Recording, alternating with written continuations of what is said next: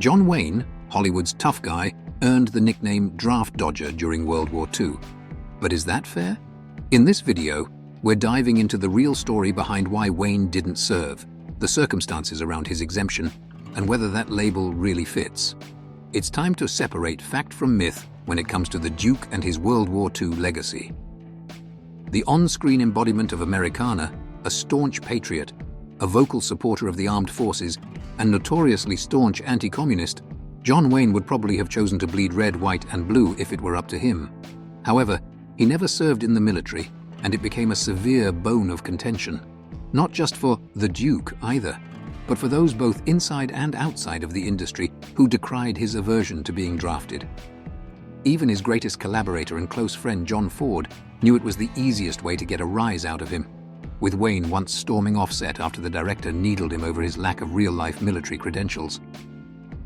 To atone for his self-perceived sins, the actor appeared in a number of war movies that were about as thinly veiled as cinematic propaganda gets, a habit he maintained right through to the Vietnam War when he became a regular visitor to overseas troops and made films that celebrated the decision to get involved in the conflict as the right thing to do.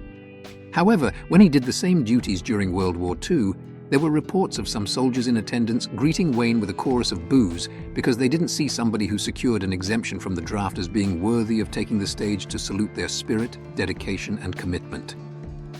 It might sound cynical to suggest the Duke put his career before his country, but neither is it outlandish to say he benefited from so many of his contemporaries choosing to fight. Clark Gable and James Stewart were just two of them, and the latter was initially deemed ineligible before he went on to become the highest-ranking actor in the history of the United States military.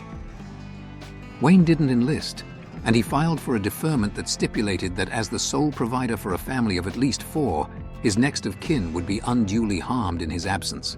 However, that deferment was eventually rescinded when the armed forces required more men than ever. But it wasn't the Duke who pumped the brakes. Instead, the studios lobbied on his behalf, arguing that as an A-list movie star and world-famous celebrity, his continuing presence on-screen and trips to visit the troops were important morale boosters. For the second time, Wayne was granted a deferment, this time in support of national interest. 2 deferments and a failure to actively enlist saw Wayne's detractors label him a draft dodger for the remainder of his days, and those remarks cut him to the bone. His wife once explained that he became a super patriot for the rest of his life, trying to atone for staying at home, with Wayne haunted by the stigma that had become attached to his lack of service. He may have sought a deferment the first time around, but he didn't try to prevent his reclassification, with Hollywood intervening on his behalf. Records held by the government even show that Wayne applied to serve in the Office of Strategic Services in August 1943, but he wasn't accepted. The Duke could have served if he'd fought his corner, but instead he opted to go along with the industry's wishes. It's a decision he ended up regretting, though, with the draft dodger brush tarring him forevermore.